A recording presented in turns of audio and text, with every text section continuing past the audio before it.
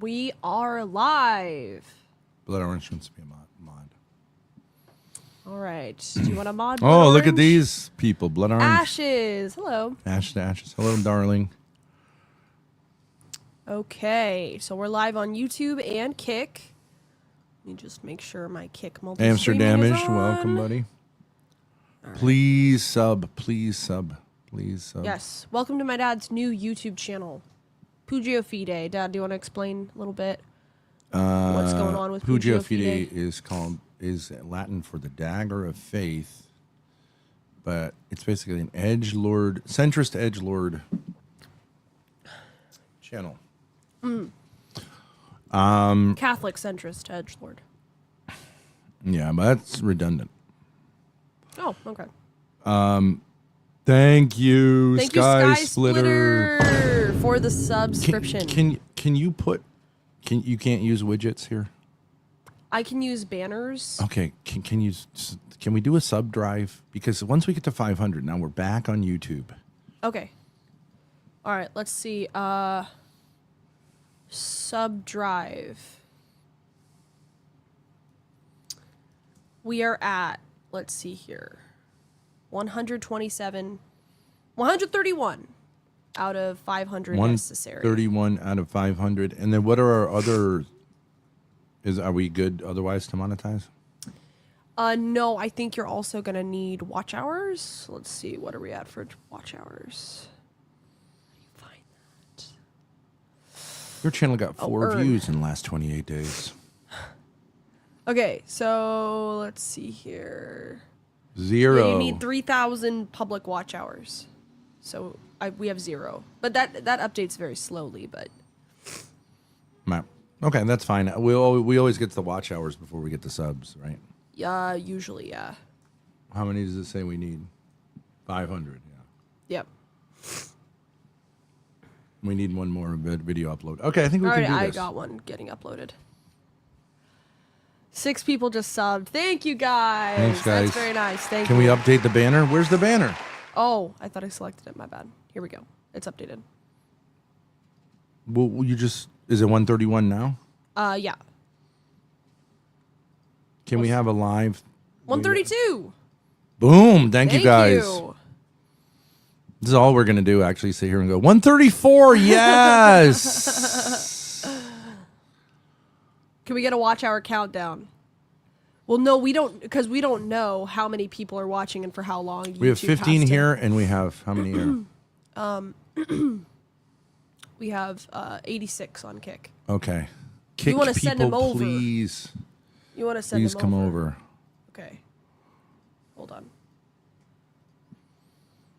YouTube. Subscribe to Dad's YouTube. And watch over here as well. All right, so... You guys want to separate everything? Well, go ahead. We're separating. So click it. So here's the interesting thing. So what are our positions? Is there any nuance between us? Is there any space between us about the sexes? My position is that Gen Z guys have been the victim of cultural forces which have emasculated them, and I don't care. I don't see them as I think that them acting like victims absolutely sucks, and I don't want to hear it.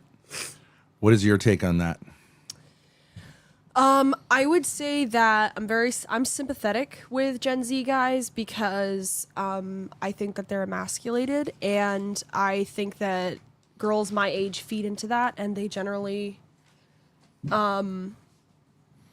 are very princessy, and so they don't want men. So Zoomer boys aren't men to try to get pussy, and that's not Zoomer boys' fault. Okay, so what should your generation do vis-a-vis Gen Z boys? Because they're not men. We should be more supportive of them. How? Well, we should stop busting their balls. We should... I don't have anything. All other you than do that. on YouTube is bust Gen Z guys' balls. Yeah, because those are the only people that I talk to. So eventually it does get to that point. But the women are secluded in their safe spaces unless they're on the right. I haven't talked to many females on YouTube. You deball Lalo constantly, LMFAO. Actually, I think maybe I'm more supportive of Gen Z boys than you are. Let's be honest. Well, you went on a 5-hour struggle session with him about how he's gay. Right. I guess that is supportive. Well, that's pretty supportive because I Yeah. was willing to have the conversation. And I did take him to a gay bar. Which I think is supportive. That's a good point. All right. So the problem is we don't have enough space between us. Right? Yeah. Which doesn't mean that I'm brainwashing you or you're manipulating me sexually to agree with you. Although it could. It could have that implication, but I don't know. It's hard to. Tricky Ricky says, let's engage with chat here. It's not supportive to take a young conservative to a gay bar, then call him gay in an enclosed space. That I find interesting for hours. She's saying we isolated him. Well, there were hundreds of people in chat watching, so it was like, it's hard to see that was what was going on. Anyways, I didn't, he was free to go or not to go to the gay bar. True. And I only- didn't call him gay until, I did call him an F slur at a certain point, but I was, I think compared to most people in chat, very like leery of putting that label on him. You weren't saying like you're gay outright until you got to a certain point, but you were kind of saying like I think you have I was saying it would be tendencies interesting. in this direction. I was saying it would be interesting to go with Lalo. Not as interesting for me to go by myself because I just like, you know. He did skip to the gay bar.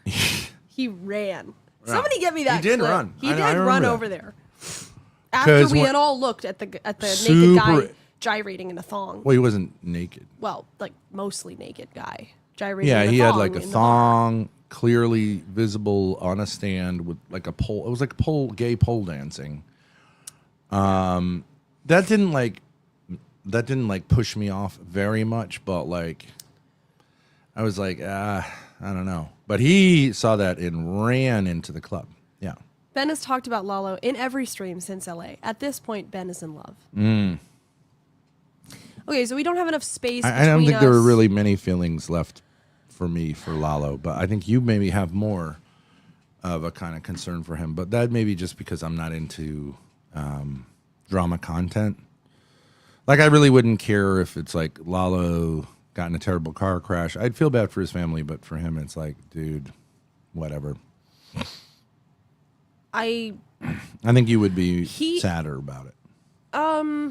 Maybe, but he really the thing that I really hated about the last time we interacted with him is just like screwing over the chat. I just didn't think he was that kind of guy, and it's just like I don't respect that at all. Yeah, I guess I would respect take a different anything take on you it do that for he the was like getting content. paid after the fact, that he did hang in for the content. I respected that for the like long. So I mean, if he was getting paid afterwards by someone who he thought he was playing, you know what I mean? I don't know. Mother Trucker says, "Why come to the conservative server to try to bait us and not disclose that you were streaming? Bad faith." Mother Trucker, first of all, we checked the rules in the server. It didn't say you couldn't stream or record, so we just assumed it was like open to anybody. Secondly, you guys just assumed that we were trying to like clip farm or whatever when we were just being honest about our positions and also broadcasting it to a larger But audience. thanks for coming over. Thank you for coming over. Yeah. It wasn't like we're trying to like get somebody to embarrass themselves on live stream. It's just this is our content. Ash is gifted 5 subs. What a great girl. Thank you for the subbies. Thank you, Ashes. Thank you for the subbies. We will be joined momentarily by somebody named Beth, who we met yesterday on really? Glenn Lawrence's panel. Oh, She is super. she's a conservative. But let's try to find some space, you know what I mean, Hmm. to keep it a little contentious. Yeah. I think Especially she's more between you and her, conservative than us. because I think that's better. You know what I mean? Sure. Yeah. I could see that. You know, because you have the generational difference, you know what I mean, and Mm-hmm. you're both females, so I'll Yeah. try to play you off each other just for the sake of content, you know. But on a larger level, with this whole thing about like, you didn't tell me this. Oh, you mean the guy from the server? Yeah. Yeah. It's like, why? I can't imagine why that would be a negative thing. I just have no idea. We're embarrassing you. You're an anonymous voice behind an anonymous PFP. How is that? How could you possibly be embarrassed? Who's free to say stupid things or smart things? And no, it won't affect you. I don't get it. It's like paranoia. It's like internet paranoia. It is paranoid, yeah. Nobody's doxing you with a profile picture or your voice. That's ridiculous. Ethan Bills, cannot use that language about the channel. We're going to have to... Are we timing him out or banning? Oh, I see. He's playing off Pugio Fude. It's not the proper translation. F-slur. Just delete comment. Because you could say F slur, I think. Well, Putrid F-slur channel. How is it unfair for you to debate patience, but fair for you to debate grace? how is it I don't know who But that's he's to. talking to you. How Could is I debate it? myself? He's saying how could Who? he's saying how is it Who's he? unfinished business? Okay. He's saying how is it fair that you don't think patience is smart or strong enough to debate with you, but you think I am? That's his question, I think. I think you said you don't want to debate with me.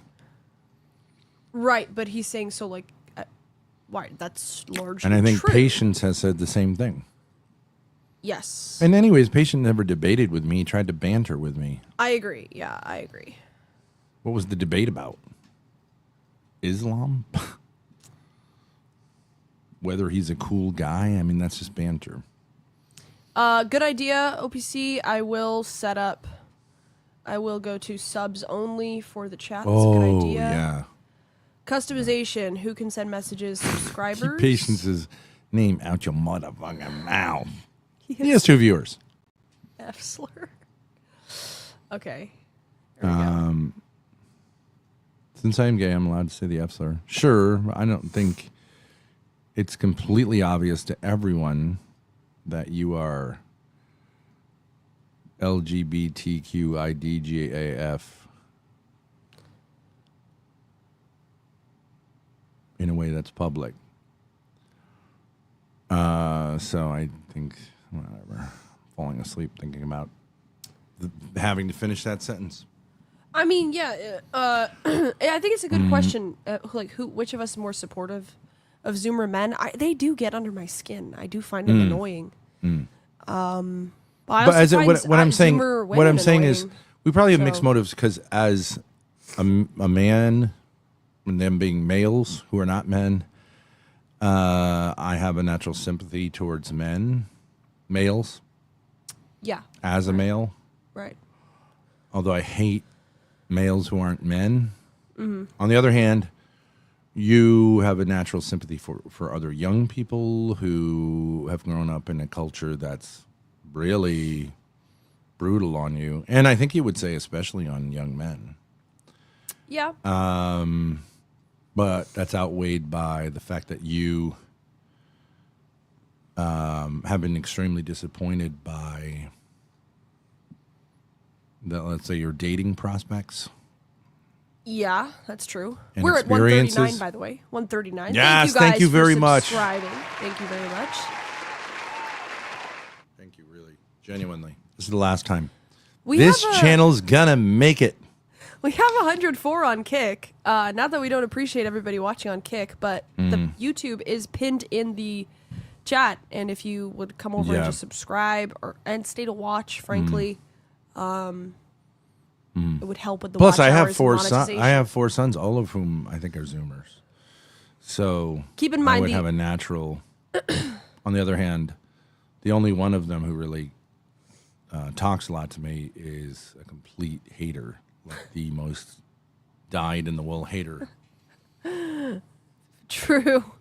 So Keep in mind the only Zoomers that Grace talks to are Discord losers and brown True. people. I know. I haven't talked to a white guy my age in years. The brown Except people for are my also brothers. Discord losers, aren't they? They're one and the same, yeah, generally. Well, no. There are a lot of white Discord losers. Yeah, I know, but I'm saying the brown guys that I do talk to are generally the The brown people are a subset of the group of Discord losers. Yes, right, But- exactly. There are no brown people that you talk to that are not Discord losers. Yes, like every rectangle is a square, but not every square is a rectangle, or whatever. However that goes. Yeah. All cows. I don't know. All hens are chickens, but not all chickens are hens. Exactly. That's Perfect. good luck finding a strong white man nowadays. White people your age are on university campus or vacation, and not the brown people. Maybe No. not. Apparently not. I also don't generally talk to a lot of, like, I don't know, like, what's the closest person to my age? Lalo, okay. He's not a heterosexual. Adam isn't he almost 30? 27, right? 27. Okay, so I guess that's my age. Who else have been, like, the people we've talked to? Like, we don't even talk to that many people my age. Well, you have 4 brothers. The brothers, yeah. Technically. Right. You're too internet brained to find a normal Caucasian Dalmatian dog. Dalmatian dog. Yeah, he's Adam's age. He's 26. Darius. Darius is a millennial, a very young millennial. He's only a couple years older than those guys. Yeah, but he's like 30. I just feel like that's a different category, but I mean, whatever. Yes, I've never kissed a man with a job. Well, but let's just say True. this. Like, how many Gen Z girls have we interacted with? Not that many. Very few. Like the 2 on Discord recently, and then who else? Almost never do they panel up, even as a voice. Yeah, I mean, girls overall are not really live streamers, and viewers of live streams are largely male as well. It's Yeah. a very male space. Yeah. Although our demographic is getting more mixed. Yes, it is. Yeah, Sexually.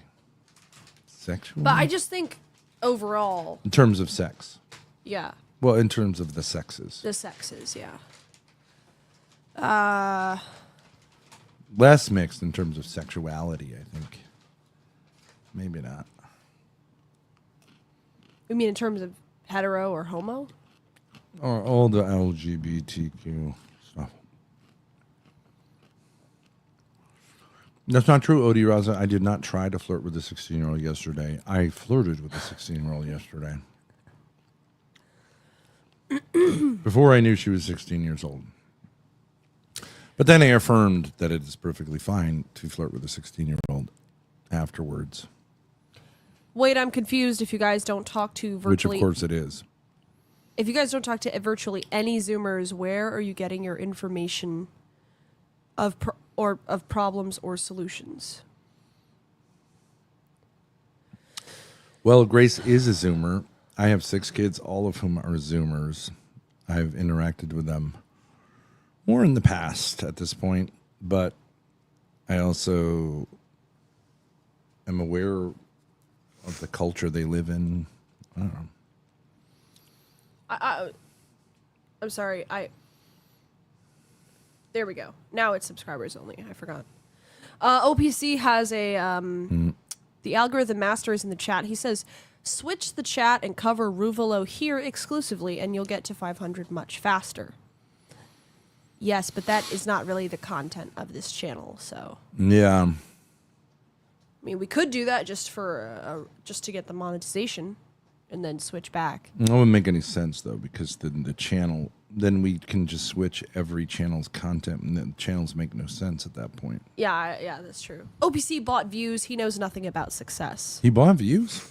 Weird. He bought promotion in the YouTube algorithm. For what? He promoted what? For some shorts he was making that are just still pictures of me, like selfies. Oh. He promoted them in the U.S., Belarus, and Bangladesh.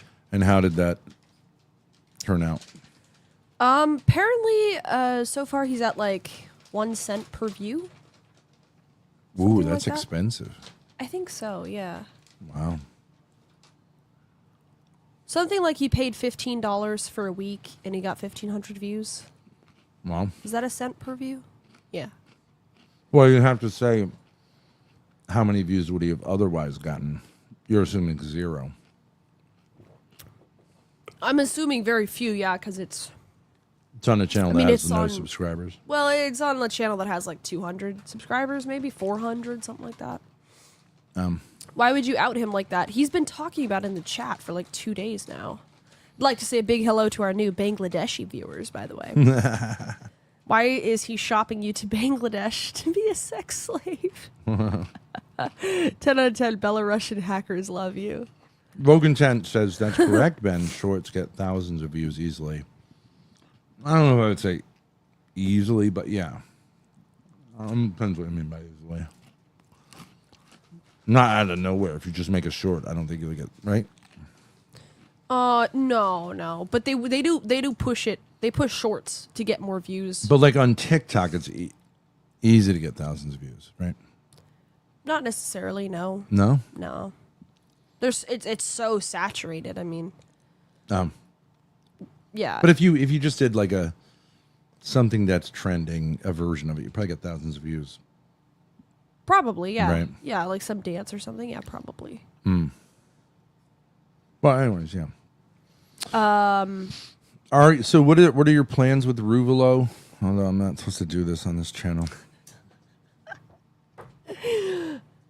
Are you tired or are you defeated? Because the Discord arc was great. I get that it's like, okay. We can't do it anymore, though, right? Not really, no. But this was bound to happen. Yeah. I don't know what to say about it. I don't know. It was fun. Yeah. I mean, you don't think I'm used to it by now? No, I think you're used to it. I fucking told you, Grace, you shouldn't have burnt it out so soon. I mean, there was What? Told you what?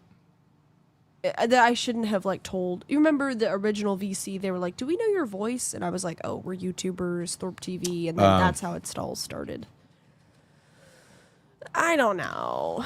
Oh, you sabotaged it by posting your Kiwi Farms thread. Yeah. I was like, okay, well, once I told them Thorpe TV, I was like, well, they're gonna find it, so maybe we'll just post it, just own it, and maybe they'll be like, oh, okay, these are just. Yeah, you can make an Trolls. argument that we should have gone into it, pulled out, popped in, pulled out, but then what else are we going to be doing? It is what it is. Ben needed 50 alts. He's an amateur. It doesn't matter. Well, maybe you could, but they're gonna recognize his voice. You know what I mean? Yeah. At this point, even if he comes in as like Jimmy or something, Hey, guys. you could do a fake voice, but no. You know what? We have TikTok. We have X Spaces. There are other possibilities. Discord was just Monday the evening says easiest Grace one. just wanted to give us content. She meant well. Definitely. Nobody there wants to be recorded. I don't understand that since it's a public VC. Yeah, right. It's retarded. It's just genuinely Doesn't make any retarded. sense. What's my plan with Ruvalo? It really makes no sense. The logic would have to be don't say anything or no problem being completely public, right? The idea that there's some middle ground that makes sense. Don't say anything? What does that mean? If you don't want people to know what you think about things, then don't say anything Yeah. on Yeah. the internet. Just be quiet. Yeah. If you want anyone to listen to what you have to say, and if it's not private, you know what I mean, like personal sort of information, then by the same logic, you would want as many people to hear it as possible. If it's worth saying, it'd be worth saying to more people, unless it's one of those exceptional things like where it's, you know, like obviously commonsensically private, like you're talking to someone about like a project you're working on that the other people don't know about. Yeah. Ricky says, well, if some guys were chatting in public, they might not want you to walk up and record them. Well, what if they had a space where they said, come in and talk to me about X? Yeah. And they're out in public, and you use your phone and you walk in there and you record. And they're like, no filming, just talking. Wouldn't you be like, well, why? Yeah. Juno says the reason why they don't want to be recorded is because they don't like debate. They just talk about personal stuff and vent like losers. Right, okay. Very true. Fine, they're losers. They just want to affirm each other because they're all losers. Okay. Oh, Beth hey. is here. Cool. Hi, Beth. Hey, Welcome to the show. sorry that took so long. I've been trying to figure out all morning why we have no cell service at my house. We had a tornado touch down and take out our cell towers. So, Damn. Ooh, Well, boy. surprise. Tornado. So you're in the middle of the country somewhere. No, I'm in no. Western New York. Oh. Doesn't It's not happen even that here. far away. Yeah, no, not that far at all. That's not really tornado country, is It's it? not. No, Oh. this is weird. This is the third one in the last 2 months. We were just out there. So where were we? We went to Niagara Falls, Yep. Buffalo. Yep. We came up from Pittsburgh. It's an interesting area. Do you feel like calling it Rust Belt is a pejorative? I see it more as like just where I'm in the Finger Lakes, so it's more like I just am surrounded by drum circles and hippies, Oh, and wine and Amish people. wait. Tell me the Finger Lakes, because obviously the Great Lakes are there, but the Finger Lakes are what? They're further south, like below Syracuse, between Syracuse and Ithaca area. Are they connected to the Great Lakes, or they're just a separate Totally phenomenon? Oh, okay. And we have. Do you know who Keemstar is? No. Oh, okay. So there's this huge guy. I'm telling you, I'm not just trying to say. He's this huge internet guy, like one of the super millionaire type guys. He lives around Buffalo. He hired Grace out of nowhere. It's one of the weirdest things ever. Found her when we were teensy, said, you got to come on my show. Anyways, Grace can tell you the story, but he hired her on this show saying she'd make millions of dollars. And he was like, he does have that kind of, Anyways, Pull. you want to tell her the rest of the story? He's got the pull, just didn't deliver. Well, just before I tell you the rest of that story, I just want Beth to introduce herself so everybody knows who she is. We met Beth last night on a Glenn Lawrence panel. I introduced you before you came on as a conservative, but I'm not sure if you are. I'm kind of I'm right leaning. It's been interesting just because when I was married, my husband was very left, and so of course I kind of followed him because I was raised in a Christian household. So I'm very, I believe in very much traditional values. But then I say I recovered. I recovered from that left ideology pretty quickly because it didn't make much sense. So you started out, I would say, would you say it was a right wing, right conservative in that sense, or? Well, my parents were very right, and I kind of followed my husband and just kind of backed what he said. And then it was kind of like, well, wait a second. And as I've gotten older, I've gotten wiser, and I'm definitely more on the conservative side. So you started out, let's say, fairly strongly on the right, went way left with your husband, then came back to maybe center right positions. I would say about there, yeah. Or is it back to where your folks were? I don't think my mom was as crazy as I used to think. Oh, okay. I'm kind of in one of those weird positions. And no, for the people asking in the chat, I'm not the one who broke up my family. I was actually the defendant in my divorce. Oh. Although, on the same note, though, the story. Oh, My wait, did you say ex-husband? Ex-husband. Oh, okay. I didn't even pick up on Yeah, that. yeah. He had a drinking problem and he broke my back. Ooh. Whoa. And then I was served divorce while I was healing from surgery. So, Damn. Wow. Yeah.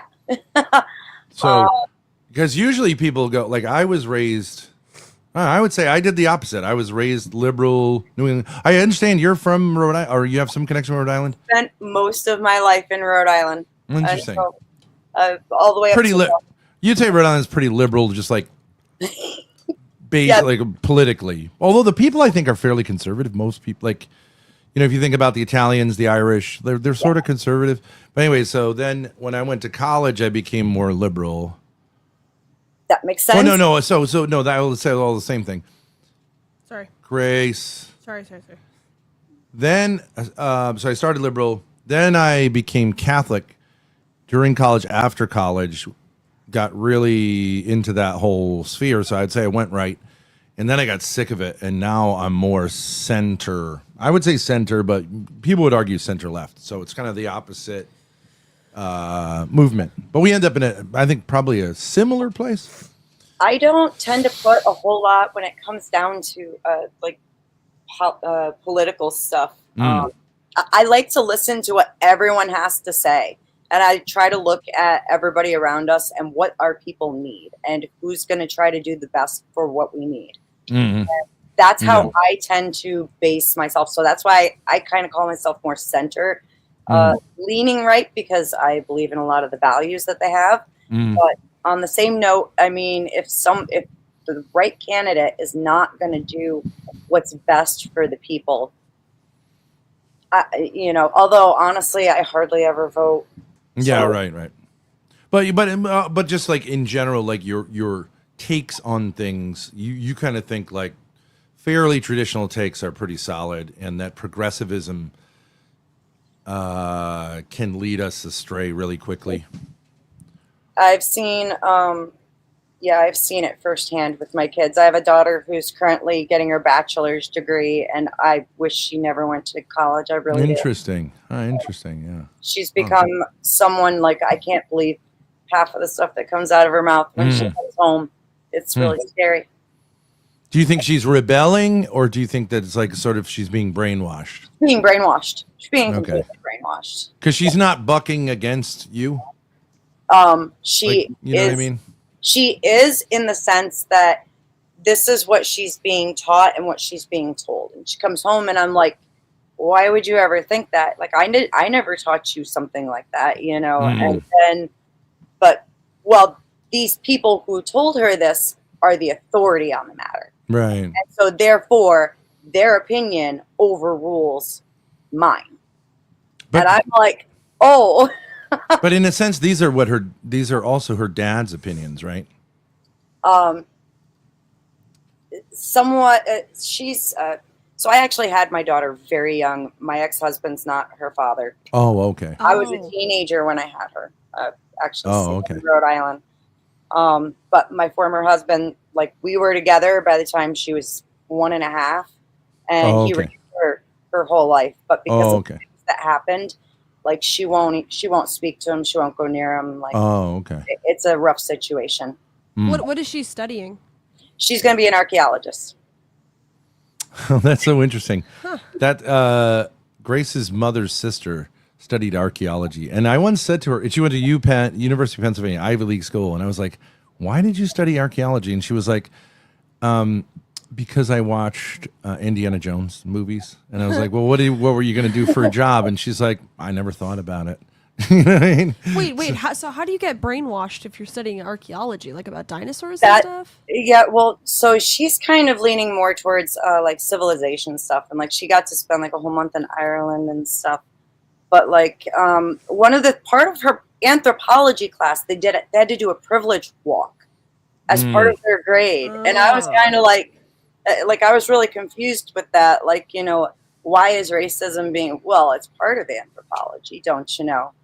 And you know, there's a lot more politics being taught in like anthropology and stuff than I had expected there to be.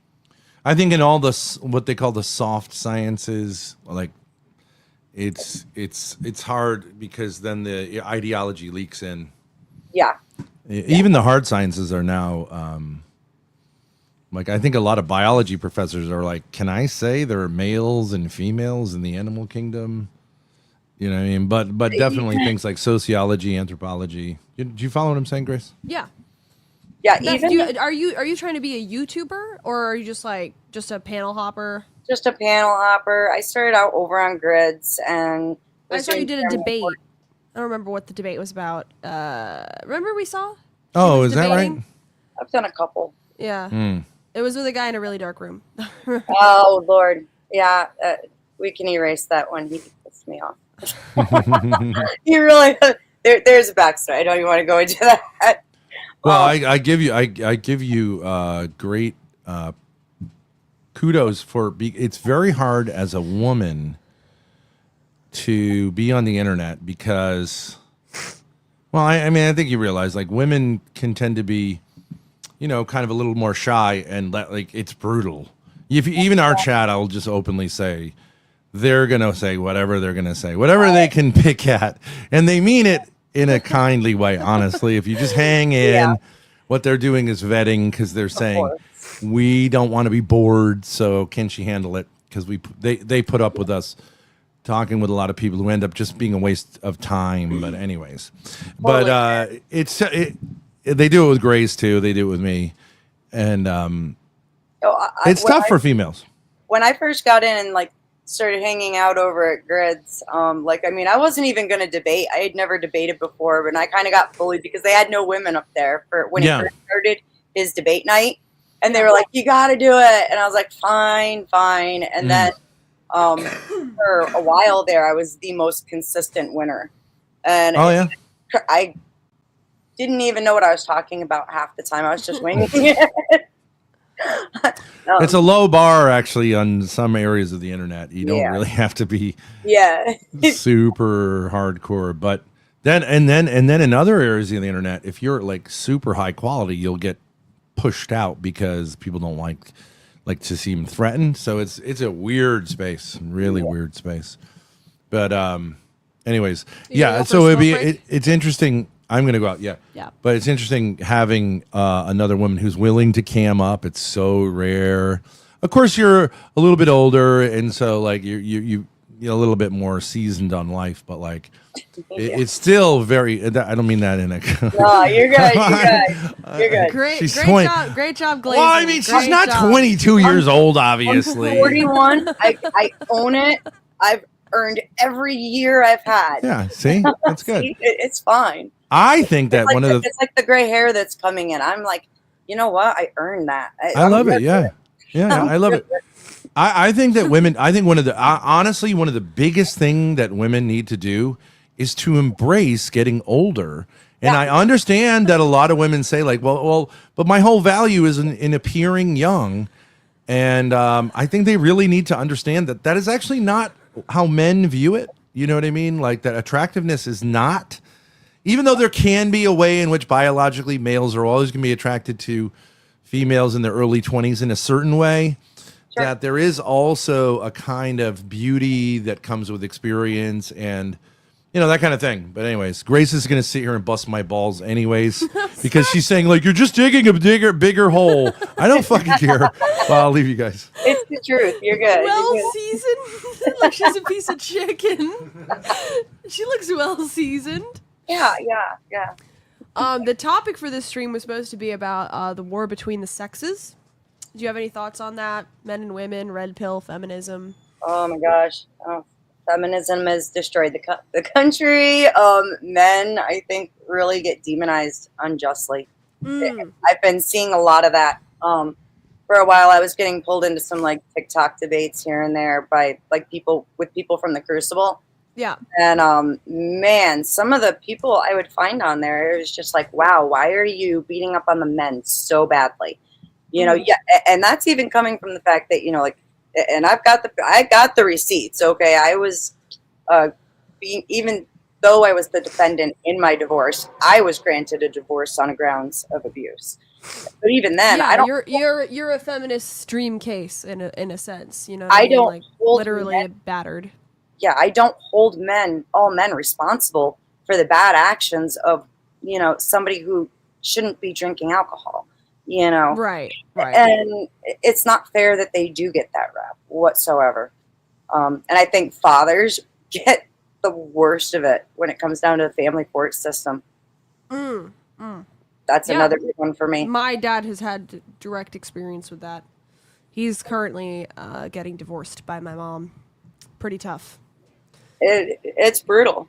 And how old are you, Grace, if I may ask? 22. 22. Okay, so then at least you're old enough that like you don't have like the push and the pull, right? Like our son was only, oh my goodness, he was like 12 when we were getting divorced, and it was awful. I did everything I could to just like be like, look, why can we just sign things and just have this as easy as possible for him? Like, regardless of what happened between us, my son sees his father anytime he wants to. I've never gotten in the way of that one, because I don't want him to have to pay for that stuff. Yeah, that makes sense. And my mom is the exact opposite. She went the route of accusing him of domestic violence and also molesting me so he couldn't be around the rest of the kids. And she got a restraining order against him for 2 years, and then that went away. And now they're like in the final stages of the divorce. But just, there's two ways to go. I don't think either parent should prevent their kids from seeing the other parent, but you can alienate your kids if you choose to on either side. Yeah. But it's tough. There was a bit of that where like I definitely had a hard time like being like, no, you're a child and this is what I expect you to, I expect you to get up and go to school and do your homework and clean your room and do your chores. And of course, there was some pushback of like, well, Dad says my grades are good enough. Well, your grades aren't good enough if it's all, D's. Yeah. But, that just kind of comes with the territory of it. And it's so ugly. But in the end, when the kids get older, they will see everything for what it was. And, it's hard to wait, but sometimes you just have to. So, for me, I would say my complaint about the sexes is that most guys my age, and even a little bit older than me, frankly, I would say all the way up to like the 30-year mark, are sissies. They are barely even heterosexual. And I would like to respect men and support men, but I really can't find anybody under the age of like 40 who isn't a total pussy. So that's my complaint. Although I understand that by busting their balls, I'm kind of like reinforcing the problem because they're just going to get more sad and incel-y. But like, I don't really know. You know what I mean? That's my complaint as a 22-year-old female. I don't know if it was different in your day or whatever. Yeah, no, I back in guys, well, like I said, I'm 41. So a lot of the guys around my age, they all did the stupid shit where it's like, it's amazing they're still alive after some of the things that they did. Yeah. You're absolutely right. Because I look at these younger guys and they're so soft. They're so feminized. And I take kind of the similar approach to you where, I'll bust their balls. I'm just as bad on the women who are running around dressed like whores. I'll literally, I don't care. I'll shame them. Because it's like, if my daughter left the house looking like that, well, she wouldn't. Yeah. Because she knows better. She has more self-respect than that. And I think that we poke them hoping that they're going to be like, I'll show you, and kind of fix it. But they're so soft at this point. They just, go cry and need a safe space. Well, but how do we deal with the fact that, like, okay, so I have my position. Guys my age are going to say, well, you're not supporting me. Yeah. It's kind of a chicken egg thing. Like, well, you're a female. You're supposed to support the males. And I say, well, there's nothing really here to support. I don't respect you. And they say, well, if you don't respect me, then how can I sort of have the self-esteem to provide? And so it becomes this kind of endless cycle. Who's starting it? Who should end the war? You know what I mean? I think that if we started getting, there's some male speakers that are out that I've come across on the internet who are really focused on like pushing young men to better themselves and build themselves up and stop focusing on tail and focus on being a good man. And this is what being a good man entails. And I think we really need to start supporting those ones, but also cutting out the more toxic red pill guys, because there are some of those that are just angry at women across the board.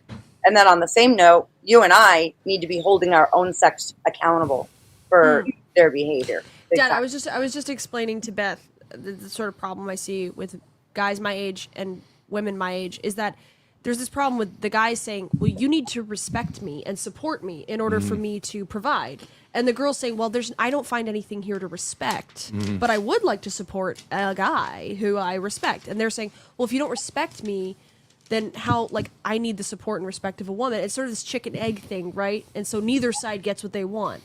Oh, you know what would be an interesting thing with Beth if she feels comfortable with it? But we've developed this thing we call it the daddy pill, because there's like black pill. You're familiar with some of the lingo? Yeah. Okay. You've been online for a while? I watched The Crucible. I've been with The Crucible for a while. I understand this. I'm just saying a lot of people don't understand the lingo, but I get some of it. A little old, but I get some. So the daddy pill, I would say it comes. Are you familiar with Jesse Lee Peterson? Yes. Okay, so it's very similar to Jesse Lee Peterson's thing, which is to say that a lot of times when people have, let's say, political views or religious views, or like problems in their life, or even relationship problems, a lot of it is rooted in family dynamics, and that he sees, I think, the problem primarily with, you know, kind of like the replaying of the Eve story, where the man is undermined by the woman, and then the kids get disoriented, and then even if they reject the mother, become the mother, that kind of thing. And I've just heard a little bit your broad strokes of your situation. I have no idea beyond what you said, and of course I'm not making any assumptions, but how do you, I would imagine you would say, without comfortable as you want to be with it, like Sure. that doesn't fit your narrative, right? That's sort of... I think that it's really important for there to be a strong man in the household that's leading the wife, that's leading the children, that's making those decisions. I chose poorly. That was my fault. Okay. That was my decision. I take accountability for my actions. And on top of that too, I mean, just to be clear, I spent 20 years of my life with this man. Oh, okay. So like this wasn't like some short-term thing. I really dedicated, and like we went through hell together. Would you say that, let's say, in choosing this guy, had you resolved your problem with your father, or did you have tensions with your father that maybe then made you pick a type of guy who would replicate the same situation? Absolutely. I mean, my dad, when I was a teenager, actually in Rhode Island, my dad left me in Rhode Island. I was living with him. My mom was here in New York, and he met a woman on the internet and decided he would hand me $40 and leave for 2 months. And I was only 14, 15 years old. And so he decided he wanted to be with that woman. Well, I didn't want to move to where he was going, so he left me there. And one of my friends' moms took me in. And why did he end up with you? Because that would be unusual. You're talking about somewhere in the 80s? This is where my history gets a little weird, because what ended up happening was after my friend's mom took me in, I was with someone else who was significantly older than me. I was barely 16. I got you mean with? I got pregnant, and then he left. Oh, okay. And I got sent here to New York, and I met my husband about a year and a half later. Okay. Well, let me rewind, because I don't quite I'm sure for you, of course, you understand the background, but you're saying that happened after you were with your dad and he split, right? Yeah, my dad had split and left me there. And but I'm wondering, how did you end up with your dad? Was the mom? Where was your mom in the picture? My dad, I haven't he's been gone since. My mom was here in New York, and my mom sent me to live with my dad back in Rhode Island. Like, I only made it here for like a year, and she was like, "I'm sick of you. Go live with your dad." Oh, okay. So your parents split up. You initially went with the mom. Then she sent you to the dad. Then the dad took off, and you got with another guy. Then a year and a half later, you got married. Okay. What happened with your folks then? Well, that's what I'm talking. I'm talking about my folks. All right. So my dad left me there. No, I'm saying before you were in the picture, how did your folks get together? Were they married? Did you have several kids, or what? What's the? My dad had multiple marriages, and they met in a church, kind of. Oh, okay. And, and then they divorced when I was in first grade. Okay, so they did get married. Yeah, they were married before having you. Yes. And did they have other kids too, or just? My dad has 2 daughters who are older than I am. Same mother? Nope. Oh, so he was married previous to being married? My dad's on like his 6th or 7th marriage. Wow. It's a whole shit show. Yeah. We were talking to a guy yesterday. It was interesting. Hispanic guy. His dad was a Latin king, and I think They he used had. to run Pawtucket. Oh yeah, yeah. I grew up in the neighborhood where that they ran. Oh really? Pawtucket. Yeah, yeah. He has 16, 5 full and 11 half siblings. His dad was quite the Busy man. Busy man. seed sower, let's say. But so yeah, it's interesting these kind of situations. So your mom was not his first marriage? No. So he got married, had a couple of kids. Your mom was the second? My mom was like the 4th. Fourth of his marriages? Yeah. Wow. Okay. Yeah. But she did it by the book, Yep. got married, had you. But would you say, okay, like I'm not trying to. You're would good. you You're say good. that? Would you say that a woman who is contemplating getting with a guy who's had 3 marriages and 3 divorces should look at that with some? I agree. Okay. I absolutely agree. Okay. So yeah. Okay, so I'm trying to okay, obviously you keep going back to Adam and Eve, but I'm just trying to see so your mom gets married. Her first marriage? Her first and only. She Okay. never was married after they separated. Oh, Right? interesting. Okay. Because she feels like she's still married to him or no? I'm not sure, honestly. I think it was more out of bitterness. If looking back at it now at my age, and my mom's no longer with us. But okay. I know that when she did pass away and I was taking care of her stuff, the one thing that I did find that shocked me was every shred of court paperwork from her and my dad. So, Oh, you found that stuff? oh yeah, I found Oh. a bit of it. From the divorce, you're saying? Oh, yeah, and the custody battles and everything. And Oh. it's like for of all the things for her to keep, she kept that. Like I don't even have don't have a shred of paperwork from my daughter's father and I. As soon as our daughter was a teenager, I was like, I don't even want to fight. I always try to have a good. I consider her dad to be one of my very good friends today. Oh, okay. So you're not saying her dad's a monster, even though No. This was all right. Let me explain again here. I got pregnant while I was living in Rhode Island by someone else. He took off into the military, and I got shipped to New York to where my mom was. right. This was the guy who was way older? Well, both of them were older. Okay. I was 16. He was 22 when our daughter was born. And then a year and a half later, The biological father, you're saying? the biological father of Okay. my daughter. Yeah. And then a year and a half later, I met my husband. He had a daughter as well. And from the time we met, we, of course we had rough patches, but he was it for me. Like I was fully committed to that for 20 years. But he wasn't in the end. Yeah. Yeah. Okay, so, but you're friends with him now. My Is that what you're daughter's saying? father. My daughter's father, I'm friends with. Oh, the biological father. Yes. Oh, I got you. Okay. My ex-husband and I, we avoid each other at all costs. I co-parent very well. I make sure that, I communicate with him everything about our son. Our son just got his license, so now he can take my car and go see dad whenever he wants. Prior to that, it was, I'll drive him one way, you drive him the other, whatever makes you happy, whatever I can do. Well, that's good. I know that when you talk about, let's see if I can remember this, your mother having kept all that stuff, I know that for some women, like getting divorced is like, I really do think a lot of women see it as the center of their lives. And I think a lot of women destroyed get me. married only kind of like knowing they're going to get divorced, and that they really are using marriage just as like foreplay for a divorce. I think that's a version of the victim mentality. It is.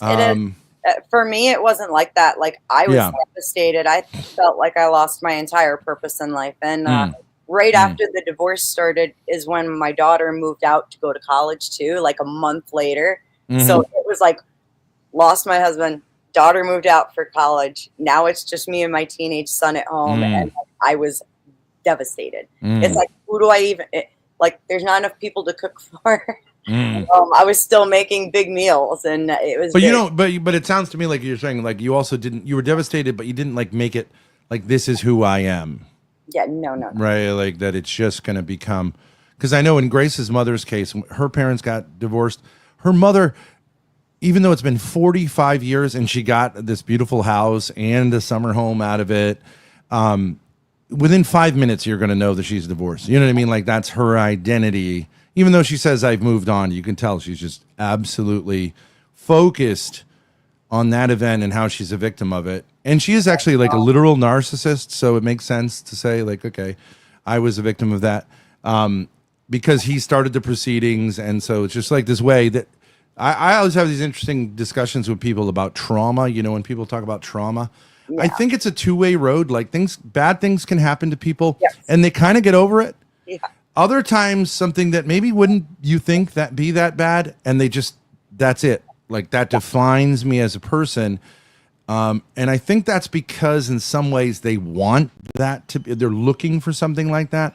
That's my theory. So here's where it gets difficult for me is that so I have gone through a lot of work on myself in order to kind of recover and deal with the things that happened within my marriage, especially at the end, right? Yeah. But the thing is that I have a very useful story when it comes to speaking with other women who are, I was talking to Grace about this. There's a lot of women out there who are demonizing men unjustly. And there's a lot of men who end up paying for the sins of a few. And I think it's so important that women learn how to take accountability and how to control their emotions, get them in check, work through that, you know, process it, and don't let it consume you. Because if anybody's got any good reason to like completely detest and distrust men, believe me, I've earned it.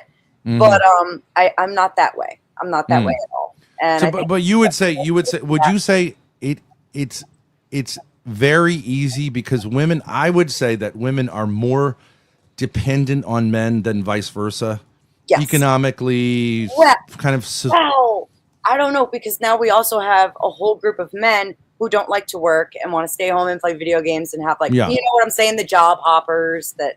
I would just say like if you take the sexes, like just without regard for history, generally speaking, men, like, I don't think they do well without women, but they can do stuff. Yeah. Whereas women really need a connection to a man. That's my take on it. And that therefore, if that connection isn't made, they can be very angry.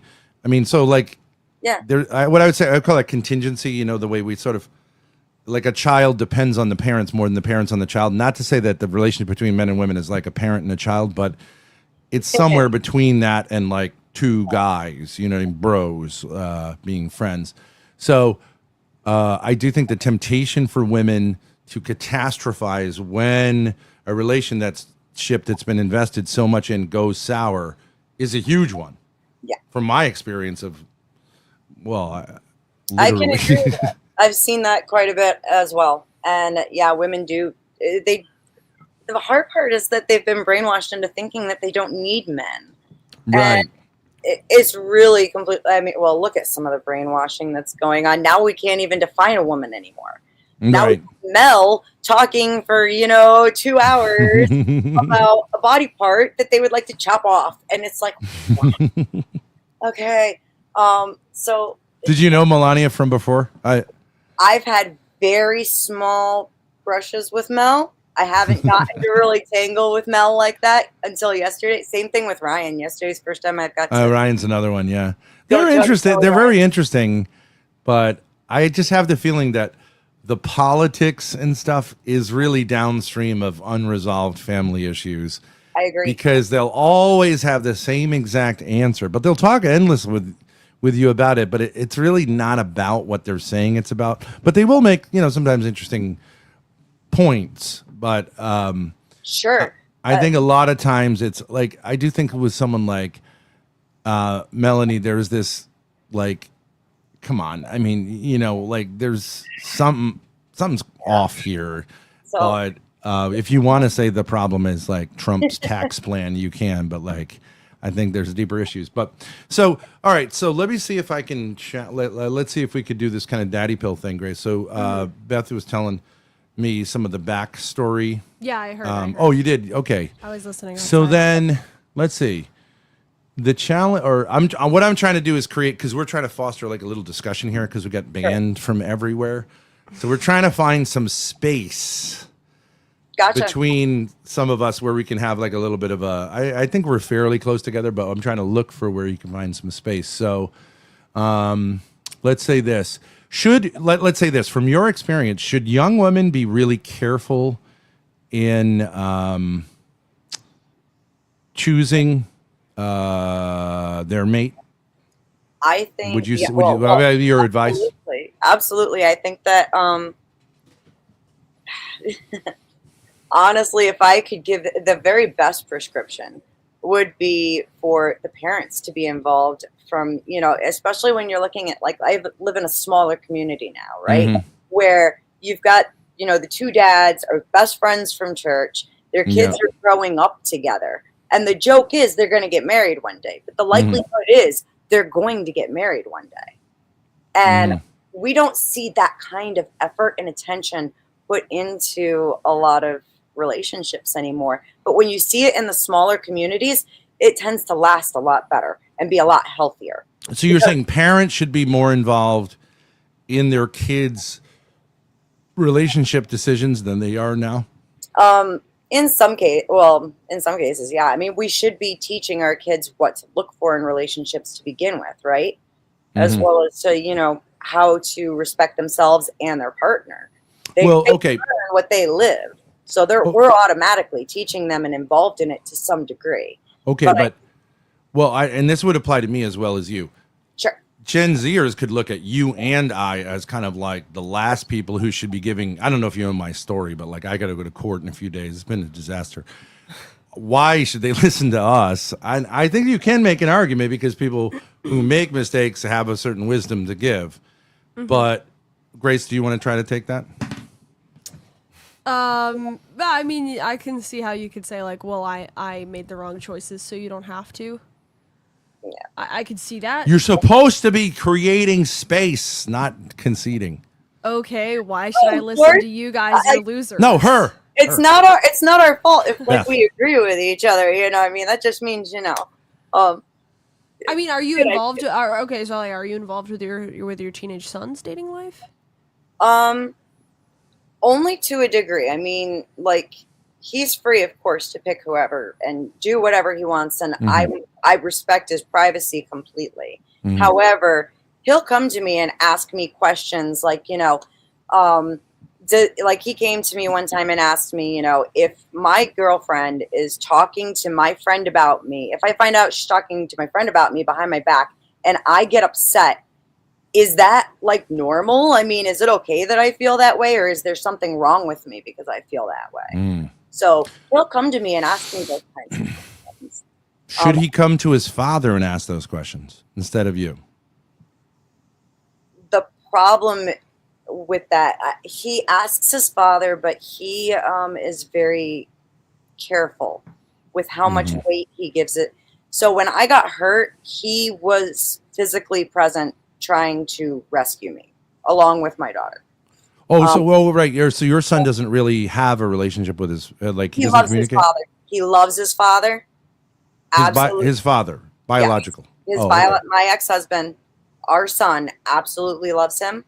The thing is, he's not super eager and quick to take like relationship advice from him, especially because your ex-husband broke your back. Yeah, literally. Right. And your son was there to see that. How did he overcome? How did he patch things with his father? Yeah, that seems like hard to come back from. He didn't speak to him for a while. Like, he would get mad at his dad, and they ended up doing some therapy together because it was like, you know, the court was forcing that anyways. And I was like, good luck. And our son, has in his mind the ways that he views like he's punished his dad in certain ways. Because the thing is, I mean, he still loves his dad. His whole life, he's always wanted to make his father proud and earn his dad's love. You know. On the same note, my son has never told his dad ever since dad left the house. He's never said "I love you" to him. Not a single time. And would you want him to say that to his dad? I want my son to do what makes my son happy. And I trust him because he knows what's what, right? I don't have to tell him anything about what happened. He, you know, I mean, if there's something that he needs to ask me, I know he would ask me. Well, let me just ask you this, okay? Because this is the same with Grace. There obviously must be two narratives as to how that whole thing went down. Yeah. Unless your ex says, I was just completely wrong there and I agree with her narrative, then you could have one narrative, but I would assume he would say there are mitigating factors or some reason I was put in this position. His narrative is he was drunk and doesn't remember what happened. It's in the court paperwork. I mean, I can prove I've got the receipts on everything I'm saying. I have I have emails of him apologizing to me after the fact. This was not a hard win. Oh, he denies that? Oh, he just says, I have no recollection? Yeah. So he doesn't say, like, I know that I broke your back. But he doesn't have another explanation of what happened, right? Correct. But he just refuses to say that obviously happened? He's just wishy-washy about it and says, well, you know, I mean, I know we got into he says, I know we got into a fight. I know it was a bad night, but I don't remember what happened. And I don't really know that I caused all of that damage. And it's like, okay. I'm not going to fight it. It's not worth it. Who's going to suffer in the end? And you weren't really talking with him at the time, so you didn't have to work it out. You had been separated. And then you immediately got divorced after that, right? Yeah. It took a hot minute for me. I ended up having to have 2 surgeries. I had to have a disc removed from my neck that was pressed against my spinal cord. And then I had to also have my lumbar fused. My tailbone had gotten snapped off my spinal column. So they couldn't he was still here because of the way New York state laws work when you're married. I couldn't just put him out of the house. And in order to even file the paperwork, it's $500 up front. So there was he had to be willing to leave on his own. But the police must have showed up that night, no? No. The kids were too scared to call the cops. I was too scared to call the cops. I went to the doctor immediately because of the disc that had gone into my spinal cord. My hand had stopped working. I thought I had a stroke. And I told them everything that happened. I was totally upfront, totally honest. And they called the police, no? No. The police did eventually end up getting involved. And like my children gave witness statements and everything. And it was like during that point in time that he took his things and he moved out. And that finally.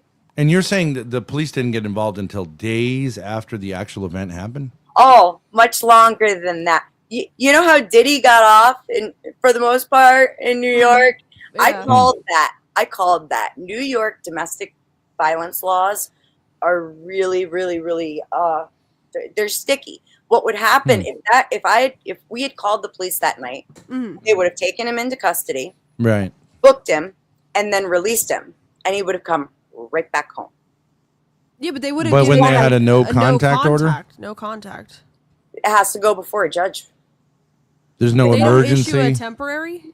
They'll issue a temporary when the sun comes up and a judge signs it. Oh, it's not automatic? No. He has to be willing to leave the household. That's how it works. Well, not if there's a restraining order. Then he's forced to, right? I have a restraining order at this point, but we are allowed to communicate for the purposes of our son. It's just a matter of, I'm trying to keep things as easy as possible. I don't want the problems. And this was way back in 2018. So it's been a while. Well, I don't mean to pry. I'm just looking for something to. It's fine. because Well, I know this is everybody else. interesting. This is interesting to me because we have been we had this theory that like really your most important relationship is with your biological father. Here on Earth, you got to get that straightened out before you try to have romantic relationships or agree. like before you really like go forward in life, because otherwise that pattern is just going to follow you. Straightened out, but which doesn't mean you have to have harmony. Doesn't but you mean just have to yeah. have resolution. But I I agree. just find it interesting in this case, like if your dad broke your mom's back because he was drunk and refuses to admit to it, I don't know how you get resolution about that or move. It seems like you would have like daddy issues, like just like I can't get over the fact that my dad did that to my mom and won't admit to it. I don't know. It's pretty. I'm terrified intense. for my daughter. I'm out. She's in an age gap relationship at this point where he's like 10 years younger than her. It's the first relationship she's ever had too. Oh, she's the older one. Wait. Your daughter's in college. What is he, 16? Well, my daughter's 24 and he would be probably around 34 because he's like 10 years. I thought you meant the boy was Like, younger. no, yeah. I was like, what? I think you said she's 10 years older than him. Yeah, So I was no, going, no. she's Yeah. going to say 14? He What dated- the that's hell? crazy. Yeah, no. That's She crazy. dated up. She dated up. He's and I've been very, concerned about what that relationship is going to end up looking like for her. But on the same note, I have to give her, respect your boundaries and just be here when she wants me So your concern is that it's a daddy relationship? to some degree. Yeah. I'll give him this much credit. I mean, he is very kind to my daughter. He takes very good care of her. He's got her going to church with him all the time. He's very 10 years older wouldn't be like definitely a daddy type relationship because no 10-year-olds have kids. So yeah. if she it was like would be really concerning if the dad was like, I mean, that boyfriend was 25 years older, right? Because that looks just like daddy stuff. But 10, I think. 10 isn't that bad. 10's not that Yeah. bad. I mean, I think the norm historically has been 3 to 5 years older for the male. Yeah. So, I mean, that's a little bit unusual, but I wouldn't say that's necessarily, but it all depends on the dynamic. Yeah. If he acts like a daddy. He definitely guides her a lot. And has had her in a lot of things that are kind of foreign. Like I was kind of like shocked. Like she started going to a Catholic church with him. Mhm. And I mean, You're a Protestant? I was raised Protestant. But yeah, there was Well, living in Rhode Island, Catholicism is not exotic, really, right? yeah, We're yeah, super not at all. Catholic here. Yeah. Not at all. For her it was though. I mean, like to make that shift to go to Catholicism, and again, I mean, as long as she's spending time with God, I'm happy. And as long as the things that he's guiding her into are good for her, I'm happy. But is he trying to change her and sort of get her up to mold her? He's a little liberal on that, or maybe more left. So that's where the drawback comes. Is I really. But you don't have do you have a problem with the molding part? Guiding. Oh, wait a second. They're not married, right? They're not married. They're not married. Oh, okay. So yeah, that's interesting. I see. I think, and maybe I'm wrong about this, but when people are courting, it would usually be called courting, right? You're not married. And I'm not going to ask, but like I assume probably if he's taking her to church, they're not intimate or definitely not living with each other. I don't want to know. Sure. They've gone away for weekends and weeks and things, and I don't. But they're not shacked up. They're not shacked up. I don't want to know. Okay. Okay. I Good. don't I agree with that. I agree with that. I agree with that. But let's say if he's taking her to church, probably they're at least oriented towards like it being more traditional. But regardless of that, I think that courtship is a time when a man and a woman just come to see if they're a good fit. Agreed. I don't think it's a time for either side to like get the other person up to speed. Do you see what I'm saying? Yeah, well, he's most definitely, like I said, yeah, and especially because my daughter never really had any boyfriends, like through high school or anything. This is her first real relationship. It's her first any relationship, and she's been with him now for several years, and so it's been. I was kind of worried at first when She came home at 20 and she was like, Mom, I'm getting picked up in 30 minutes. You're going to stay here. Because I was in the garden. She's like, you're going to stay here and you're not going to bother anything. I'm like, well, who's picking you up? And she's like, so I'm seeing somebody and he's picking me up and I'm going away for the weekend. And I'm like, you're seeing somebody. And then it just progressively got worse from there. Well, the reason I would say you got to be careful about the molding within courtship and also like super careful within marriage. Now, this is where I disagree with Jesse Lee Peterson because he says your wife is essentially your daughter and you need to train her, right? And I don't think that's healthy at all. But also, I think the problem, if you start playing a paternal role, which I'll say I've absolutely done that, is that you're eventually going to get resentment because you're not really equals. Do you know what I mean? I see what you're saying. And like, I know that with my ex, that there was kind of that, I was very young when we got together. I was just like 18 and he was like 26 with my husband. And in that situation, like he definitely. So what are you throwing shade on your daughter? You're 8, your age gap. She's 10, and you're like, oh, I don't know. The apple doesn't fall for too far. Oh, okay, but you're saying it didn't work out in your case, so I get what you're saying. No, I was just shocked that she mimicked me so much in that way. Girls, Gen Z girls have this huge thing for older men. And I was shocked when I realized it. I mean, in a certain way, it would work for a guy like me, but like, it's crazy how like sort of they don't have the old school, like, within 10 years, like there's this huge thing towards. And I understand it has a lot to do with the Zoomer guys kind of not bringing much to the table. Yeah. But even more interesting is Zoomer guys have a thing like that towards women. And they're into super age gaps because it's the mommy thing. So yeah, exactly. That was what I was talking about. Like to me, that's totally unnatural. If you're 18 years old and you want to be with a woman who's 45, to me that's crazy. Yeah, that is. You're never a lot of them do. It's never gonna progress to anything. How are you ever gonna have children? You're never gonna have kids, right? Exactly. And I think that, and I made this argument a couple months back that. Starting right around like 2000, we really, really did our children a disservice by becoming these helicopter parents who don't prepare, a lot of parents stopped preparing their children to be independent. It's like 90s. That happened in the 90s. I was teaching school in the 90s. It was the millennials.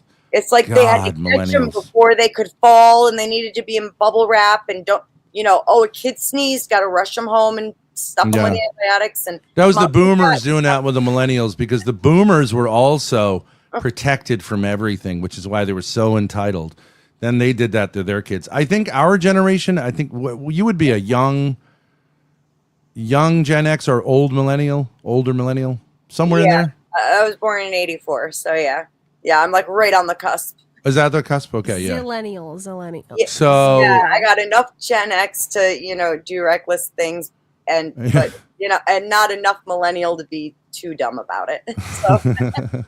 Yeah, Gen X tends to be like kind of like much more like, all right, kids, whatever. It's a rough life. And Zoomers also, I think, are kind of like they don't like we're both like, I think both generations are kind of anti-establishment because we're both small. We're like troughs population wise. So we're like the kind of neglected generations. We are. I told you, I grew up in Pawtucket. My mom would kick me outside. And if I wanted a drink, I could come to the window and she'd hand it through the screen to me. She didn't want me interrupting her day at all. It was just go outside, go do something.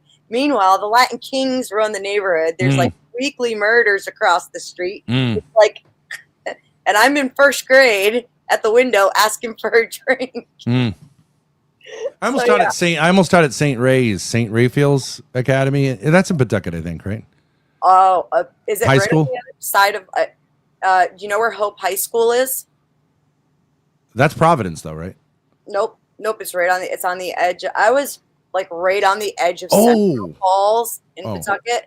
Like, there's Hope High School. I know there's a big Catholic school. It's like there's Hope, and down the street there's apartment buildings, and on the other side of the apartment buildings is a big Catholic school. Hope High School. Mount Hope is in Providence. Hope, I don't know. I thought Hope High School was right near Thayer Street. No, that's Mount Hope. Unless that's Mount Hope? Unless Yeah. they moved it. It used to be on East Ave in Pawtucket. And if you came down, like yeah, East Ave. I know East Ave. Yeah. if you go down East Ave, like you're headed towards the highway, there's a big apartment complex over there. Near the Apex, the old Apex building? Yeah, yes, Okay, yes, yeah, yes. yeah. Before that, between the high school and that on East Ave, my parents. Do you know the stereotype of New Englanders are like, take a right where the old donut shop used to be. Yeah. If you reach the Blackstone River, you went too far. Yeah. Well, anyways, so what was the point I was making though about the dad? it- Oh, okay, yeah. So Age gap. yeah, that's interesting. I'm trying to find something where you and Grace, because I think it's good for women to have a little space between each other on this, so we can invite some space for people to come in and weigh in. I just can't find any. I was Can't supposed find to any meet- either right now. I was supposed to meet Grace several weeks ago on Grid, Oh, really? saying that she was going to be coming on, and it was like I was like, oh, awesome. I was like, I was kind of like, what am I supposed to? Am I going to argue with her about anything? I couldn't even figure out if I was going to be able to. We were going through some really rough times at that Sorry for that. point, which, you know, whatever has been a constant theme, but we've pretty much gotten through those issues. But let's see, I really want to get Grace engaged, because we've been doing this Discord stuff, and she tends to be like, you know, intellectual stuff, and, you know, since she's undereducated and I'm overeducated, maybe. Undereducated. I've heard I am. Or whatever. She's just, that's not her thing. I've heard but- nothing but good things about Grace. I mean, No, even she's a sweetheart. even Andrew Wilson says wonderful things about her and her potential. So Oh, are you an Andrew Wilson acolyte? Andrew Wilson once told me. Because then you can find some space there. Andrew Wilson I once, don't what did necess- he say? He said, you could cheek over the right-wing sphere if you were trained correctly. Yeah, that's true. Yeah, I don't He- necessarily. I think he wanted to be agree with Grace's mentor in some ways, but he's kind of like that guy who's like, yeah, you know what you're gonna do is be a slut or something like that. So Step one, you're going to have sex with destiny. he actually Step gave her like two- her career path. Yeah. Yeah. I don't always agree with everything. Okay. But it's nice to learn how to argue with people, especially. Do you when the do you fight- go on the Crucible channel? Are you a member? I'm in their Discord. Oh, I've gone into the VC a few times, and I had my ass chewed out by Corinth at least twice. Corinth. Yeah, I remember. And Oh, yeah. I've been called some names. It's okay. It's okay. Don't they say "shut up, woman"? Isn't that their like go-to? Stupid woman, shut up, woman. Yeah. Yeah. Some of those guys. Yeah. I'm just a dumb woman. I don't know what I'm talking about. I've heard it. I've heard it. Oh, what do you think about their whole thing that women don't have rights unless men give them to them? You what mean do the think force about that? doctrine? The so-called force doctrine. Yeah. The force doctrine. I'll be right back. Yeah. I think that if we were to boil it down to where like we're looking at it as animals, do you know what I'm saying? It would make sense. However, I think that once we start adding in, consciousness and morality, Mhm. that's the big shifting. That's the thing that shifts it to where we actually care about one another. If it was just down to animals, I mean, yeah, sure. It would take, quite a bit for women to, if women were to gang up and go straight against men, that would be an uphill battle for sure. Well, I think it's a stupid male chauvinist talking point. Because what he's saying is that men protect women's rights, but you could say that, but he takes it a step further because he just wants to. He wants to make this point to stupid bimbos on the whatever podcast who can't argue against it. And they're like, "Oh my god, I guess you're right." Where he's like, "You don't have rights if you don't have the power to defend those rights." That's not true. A fetus has the right to live, even if the mother has the power and takes it away from that, violates its right. It doesn't mean that fetus didn't have the right to life if she gets an abortion. You know what I mean? I agree with that. Even though it's Absolutely. powerless. But she violated its right to life. She didn't Yeah. respect it. But to say that people, somebody who doesn't have the power to enforce their rights doesn't have their rights is stupid. And he is pro-life, so he would agree with me on the fetus thing. But But he would have to change his whole force doctrine to say that yes, societies have protect people's rights, which they have inherently, and the enforcement of that protection is generally by men. That's fine. I have no problem with saying that. And I think he's trying to make a larger point to women, like, you should be more respectful of men because they protect you and you take it for granted. And that's okay. That's a fair point to make. But don't take it all the way to saying, you don't have any rights unless we protect them. No, we don't. Like, that's, you know what I mean? I agree with you on that. I think that the idea of rights simply being a social construct, and technically, like, none of us, I think the only people who actually have rights are children because they are the indefensible, right? The rest of us, it's kind of interesting. subjective in ways. Well, I mean, the typical rights are like right to freedom, right to life.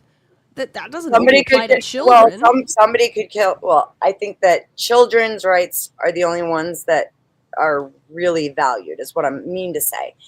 Because somebody can come along right now and take away my right to life, and what the fuck am I going to do about it? Well, You know, you would call the police. You'd try to defend yourself. I mean, if they took away my right to live, but I wouldn't be here to. well, they wouldn't take away your right to life. They would violate your right to violate life it. if somebody murdered you or something. Okay, so fair enough. So Well, but are you saying your life isn't as valuable as a child's? I mean, I get what you're saying. Like, in some ways, you'd give your life for a child's life. That's I true think- in some ways. I think that human beings are at least moral human beings, are more driven to have a constant constant protection for the rights of children above anything else. Like, once we start getting to be teenagers, nobody gives a fuck about our rights. That's what I'm. What are you talking? I mean, children should be protected more than adults, sure. Absolutely. But like, I'm saying well, even I mean- for men too. Even for men too. I mean, just like you were talking about how there's a lot of feminine men, right? yeah. The thing is, when they deal with each other, they don't care about each other's rights. So they're constantly in a state of fighting to keep their rights as well, right? Men don't care about each other's rights. That's not. I mean, I'm not even. I'm not trying to be like aggressive. It's Sure. How is that true? I don't understand. I think that I see them in a lot of competition. No, I'm not Andrew Wilson's plan. Andrew Wilson, don't even talk to me. I'm just- Men compete with each other. That doesn't mean they don't respect their rights. Like, what do you mean? Well, they have to earn that respect, though. Listen, that's the first thing they'll always tell you is respect is earned. So, sure, they can reach a point where they might, especially if they're friends, they would protect each other's rights. But I think that especially given situations, they're very quick to not give a fuck about each other's rights. I don't. What do you mean by rights? Like, can you give me an example? Like, they would not care about each other's right to life, or like, what do you mean? Yeah, or even freedom, or the right to freaking just about anything. They'll take it. They will violate one another's rights if they don't respect each other very, very quickly.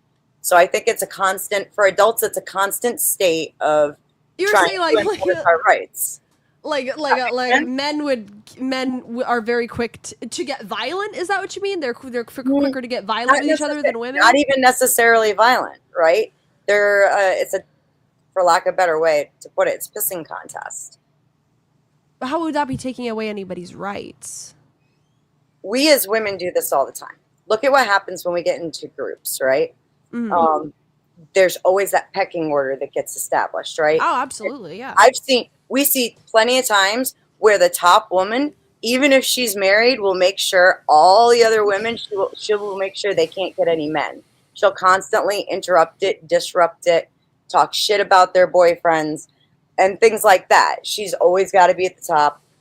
And yeah, they're very, I mean, women are awful to each other, most of all, yes. absolutely. So that I competition. don't know if I agree about like, yeah, but it's very competitive. Yeah, women are more competitive than men in that way. Yeah, for sure. I think when it comes down to some men, especially when they're first meeting and getting to figure out if they're even going to be friends, they're more willing to really just be like, if somebody's like, oh, well, I have a right to blah, blah, blah. I don't give a fuck about your right. That's the first thing they'll say. Fuck your right, dude. Shut up. That pissing contest puts us as human beings in a constant state of really I think it's totally unnecessary competition. I hate it. I think it's ridiculous that we fight that we have to establish this order in ranks in our groupings. But I think that it's something that exists and happens all the time. No, I don't think it's unnecessary at all. I think it's extremely necessary. You have to have a hierarchy. Hierarchies within females and males, as we were saying. Sure. I don't know how like- life would exist without it. I mean, you have to establish who's better at certain things, who's more dominant. People find their different places. Well, sure. But when it comes down to like being in groups, like friend groups especially, right? What is the actual like purpose of there being a hierarchy where the popular girl is ensuring that the other girls in the group are constantly getting less? Even if she's married, you'll see her disrupt the other women's ability to get men. She's got to I've never seen that personally. You're saying a married like alpha female yeah. will try to deprive the lower females in the hierarchy You from see it being happen able. at the clubs all the time. I've seen this with women. Oh my God, it drives me insane. So I used to be a bartender for a while where like the top girl has to always look better than the others. And if she sees another girl dancing with somebody, she'll go over and interrupt. She'll do anything to interrupt that. But even a married woman? I've seen married women do it. And not that they even want it.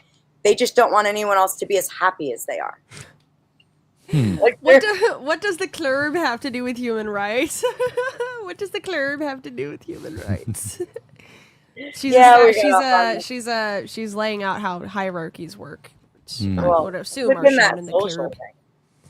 I'm not saying I'm right about it. It's just an idea for it. And I haven't seen that phenomenon, but I can't say that I know many married women who go to clubs. Oh, Yeah, Lord. that's true.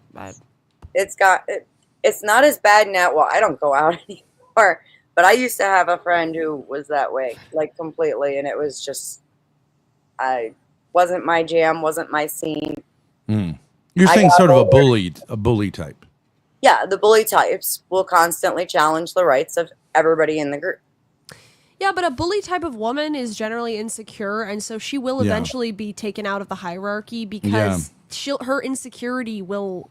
She's weak, she's hurting other people too much, and they eventually realize this person's just weak. Like that only really works in high school. Yeah, I think maybe a little bit in college, and in your 20s, exactly, and into your 20s. But that was my statement: was that once you're getting into your teens and becoming an early adult, people tend to not give a fuck about each other's rights. It's almost like a constant competition to even maintain your rights. No, Grace, I think a lot of normie people into their 30s and 40s still want to make sure their house is bigger. Women especially. My house is bigger.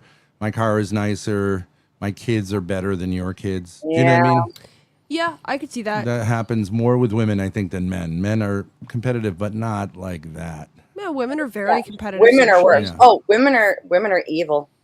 But not so much in the. It's more passive aggressive than openly like aggressive and blocking your friends from making boyfriends. In my opinion, it's more just like. I'm glad that it's changed for you guys. It wasn't that way for like my age range. The top girl would literally, even if she had her own partner, like if someone else in the group did get a boyfriend or something, she would automatically start sowing seeds of oh, you really like him, you really think he's good enough, or things like that. Anything to make sure that nobody could be as happy as they were. Gen Zers don't really have long-term relations. I was surprised by this.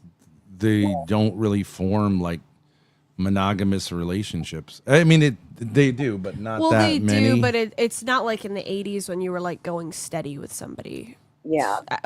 From my experience, it just wasn't. There were like maybe a couple people like that, but generally it was more like just and I like him for a month or two, maybe hook up with him, maybe not, and then like you just remain friends and you're still in the friend group, but it's not like super intense one way or the other. Well, let me try something.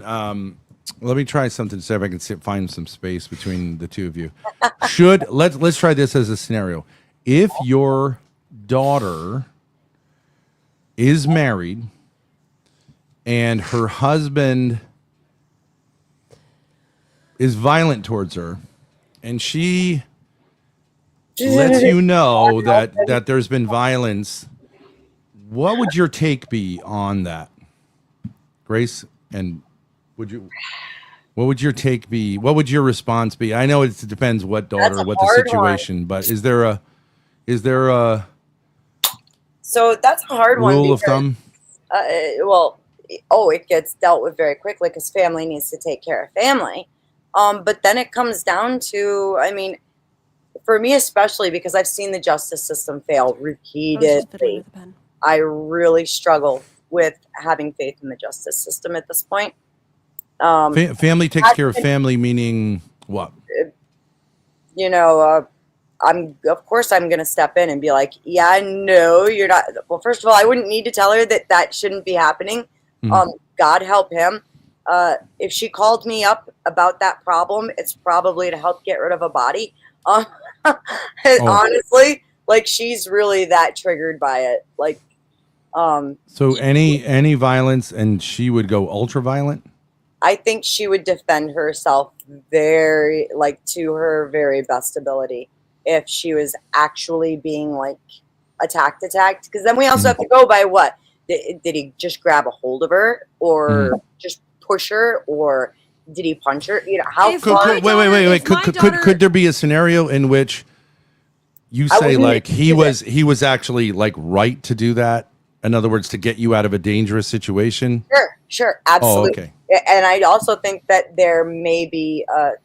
We had a situation where my stepdaughter, who's married and has children, got into a fight with her husband. And they had been drinking, and she put the babies in the car and was going to try to leave with them.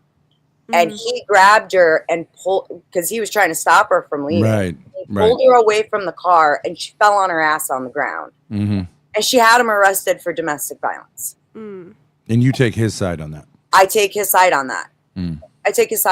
I'm sorry. Number one, you were drunk. So, yeah, of course you fell on your ass. But number two, you're drunk. You're putting your bait. Why would you do that? Are you out of your mind? 3 little babies. The oldest one was 4, all under the age of 4, in the back seat of the car. And you're going to drive away with them drunk? Are you out of your mind? And what did the court do with that? They must have dismissed it. He's in the Marines. So they busted his rank down to the bottom, put an immediate restraining order on. He wasn't allowed to see his own children. She got all of his money. He was sent to live in the barracks. And actually, he had just re-enlisted, so his enlistment bonus came in.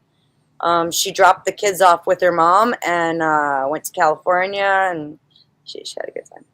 Oh, okay. So justice wouldn't. While he was on a form of probation with the military. Because they probably have a zero tolerance policy or something. Zero tolerance. Well, almost zero tolerance. It was if he stepped out of line so much as, looked at somebody the wrong way, they would have bounced him right out of the military. But he wouldn't have had a defense there of saying like he was preventing her from putting children in danger. That's what I thought too. I don't know why I don't know exactly why the military did what they did. Wait, it was great. I didn't mean to interrupt you. You were saying something? You were saying in a situation. If my daughter called me and told me that her husband had hit her, I would ask her if she deserved it. Yeah. And if she didn't, I would say, okay, well, what do you want me to do about it? And if she did, I would say, stop complaining. If she did what? If she did deserve it. Well, she's not. Now, okay, she's calling you, or you're finding out? She's calling me. I thought that was the hypothetical. Okay. If I found out, I wouldn't do anything about it if she didn't ask me about it. That's her business. This is funny. I have always said my whole life, any woman who's manly enough to hit a man is manly enough to get hit back. Period. Like, that is my stance on it. Like, Okay, but what if she didn't hit him? She if she didn't did- hit him. then I think I mean, there is some leeway depending on the circumstances. The thing is, when I say family takes care of family, whether she needs a kick in the ass or she needs to be helped and like brought home, even if it's just, all right, come home for a weekend, get some space from one another, and let's talk about this and see what you guys want to do, because relationships are dirty, right? They're sticky. Shit happens. My take would be something like, if you married this man and you truly married him, then unless you want help, and that's very, very tricky, you should work it out between the two of you Well, that too. and not appeal to like an outside court, because Sure. I'm no longer really your father when, You've joined your flesh. yeah, like you hand her off. And That's a super good point. The thing is, so the way you gave it to me is that there's violence, right? Yeah. And so when there's violence, if I'm being approached because there's violence, Mhm. then, yeah, clearly. On the same note, though, yeah, that's another principle that I was raised with as part of my Christian upbringing is keep your problems between the two of you. You got to work that out. Well, You don't go to your friends and badmouth your husband or your wife, mhm. Because you're going to have problems. Would you say that violence is always a sign of something really off, or could it be just part of a relationship? Some relationships start violent and just stay violent. That does happen. And some of those relationships are just, they're toxic. Because Could they ever be healthy and have some degree of violence? that's a good question. I have no idea. I'm not qualified to make that decision. Because I would say, like, I have 4 boys. I would say a fair amount of violence between brothers, I think is like healthy. It's like what boys do. Obviously, it gets crazy at a certain point. You got to step in. But if they don't want to come to you and they want to resolve it amongst themselves, I mean, I taught in a boys' school also. If boys want to resolve things with their fists, not with guns and knives, and they say, like, when the authorities come over, like, nothing to see here, I think they should be allowed to do that. I agree. It's a little different with men and women, but Yeah. I don't know that it's. I think it gets tricky when it comes down to relationships, and absolutely, and especially, that's one thing with my son. We reached a point where he was having problems with other kids, and I just simply told him outright, "You need to make an example, or just deal with it. Keep happening. It's up to you. Are you too? You're gonna have to be brave enough to stop it yourself, because the school wouldn't stop it." And so then he did stop it, and he got suspended for a week. I didn't punish him for that. I told the school, I was like, I told you guys there were problems. You didn't want to do anything. So my son laid the kid out on the floor, and I'm not going to punish him for that. Sorry. Like, not even sorry about it. As a matter of fact, I bought him a new Xbox game. Good job. Proud of you. I'm sure the school probably understood your point there. Oh, no. It had to go to the superintendent and everything. It was bad. It was really bad. You really hurt the other kid? No, not at all. And this was the thing. So it was on camera. This boy put his hands on my son 3 times. And then after the 3rd time, my son kind of put his forearm across here and just slammed him on the floor. And so they said that my son, because the other kid, like first he knocked his hat off his head, and then he shoved him twice. The first time less, the second time harder. And as a matter of fact, he shoved him the first time. My son's friend went to step in. My son put his hand on his friend, telling him to stop. The kid shoved him from behind and almost knocked him down. And that's when he put the other kid down.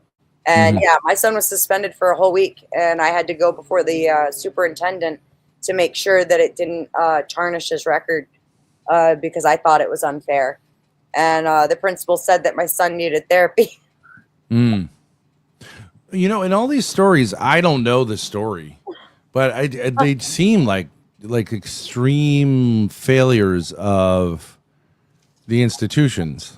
Do you know what I mean? Well, absolutely. And that story about my son, that's so common. That you'll find that in every, I mean, come on, you were a teacher. How long ago were you a teacher? In the '90s, well, in the '90s, in the aughts, and for a little bit in the teens. 2018 was the last. So maybe, well, yeah, you would have Late seen, '90s, mostly the aughts, mostly. you would have seen this, the disproportionate way that they deal. It's not even disproportionate. They want the kids using their words, Yeah, and nothing gets resolved. Nothing gets resolved because yeah. sometimes boys just need to go outside and punch each other for a minute, and then they're going to be best friends after that. Mhm. I don't know why it works that way, but it works that way with you guys. Yeah, they had this thing like we don't care who's right or wrong. You're both getting punished, so that we set Yeah. the tone for the school that violence is not an answer, even though it's a Catholic school. Catholicism does believe that violence can be the answer. There's such a thing as a just war. But I think usually the way schools handled things, like both kids were to blame. I think, Yeah. I could have gotten, I My don't son know. has a mouth. My son's got a mouth. He's a smart ass. Oh, okay. So he was, That's my kid, man. I'm proud of him. I get a Mm. lot of calls from the school for him Mm. making teachers want to quit. Mm. It's not. And It's he's not still a teenager now. yeah, he's going to be a senior this year. Mm. And it's not that he's My like. son too. It's not that he's like. He doesn't cuss teachers out. He just says stuff that's wildly inappropriate. Mhm. And like one of his teachers actually wrote a whole book of the inappropriate things that my son did in his classroom. And at every parent teacher conference he'd make me a copy of a page out of the book. My son got accused of starting a white supremacist gang in his school. Oh, Because he shaved his He head. shaved his head and his then head. joked around about it, and the teacher Yeah. just was anti-masculine. So, but the male assistant principal was like, "Don't listen to her; she's an idiot." when he So- started middle school, this too was like during the divorce, right? Like they at the beginning of the year they gave him a 3-question questionnaire, and I have my son's answers committed to memory at this point. What do you like about school going home? What do you like about school going home? What don't you like about school being here? 3, tell me something about yourself that I don't know. My son wrote down, I play the clarinet and I'm dead inside. And I'm like, you're going to be in therapy for the rest of middle school, right? Right? You can't say things like that. Yeah, and that's another problem with all the school shooter stuff. Yeah, everyone's seeing warning signs, and They push kids say, "I'm going to kill you" to other kids all the time. and telling them to go unalive themselves as well. Right, That- it's I very hate that. hard. Yeah, I don't and know everyone how- started saying, "Okay, you're a school shooter type." You know what I mean? Like Yeah. a kid is quiet or sensitive or whatever. My son was the smartass who was always the one. He's always been the one with the camera recording the other kids fighting, and then like sending it around on Snapchat. He's gotten suspended for doing that. Yeah, that can be a problem. Yeah. And Interesting. and what was the other big one, man? Like, this past year, as part of his biology class, they had a gender portion. Oh, hold on a second. There's someone out there. Hold on a second. Okay. Go ahead. Sorry. I'll stay. Somebody at the door. Oh, There's a bike path in front of us. Long story. Go ahead. yeah. Unbeknownst to me, they had a gender section as part of my son's biology course this year, and my son told the teacher outright, "My parents wouldn't want me learning this bullshit here." And the teacher said, "You can either go ahead, Grace, go do what you got to do. Okay, hang on. Do what you got to do. It's okay." Sorry, I'll be back in a sec. Sorry. Yeah, you're fine. Go ahead.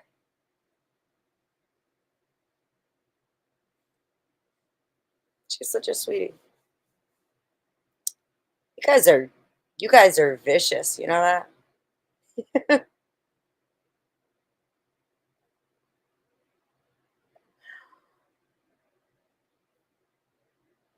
Alaska. Come say hi to these people.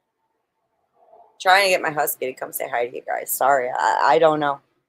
I'm not entertaining on my own. The Finger Lakes have great wine and a lot of Amish people. But their produce is freaking top notch.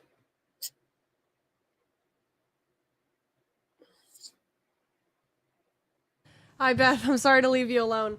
You're mine. It's been great talking to you, but I gotta go deal with something with my landlord, so maybe we could Go keep do going your some thing. other time? Absolutely. Okay. This is Thanks awesome. for coming on. It was nice talking to you, Sure. like, more in depth after the Glen Lawrence thing. Yeah, that was definitely nice to see you guys. I'll see you soon. Go ahead. Bye. Jen. Thank you. Sorry. All right. We'll see you guys later. Rivolo going live tonight.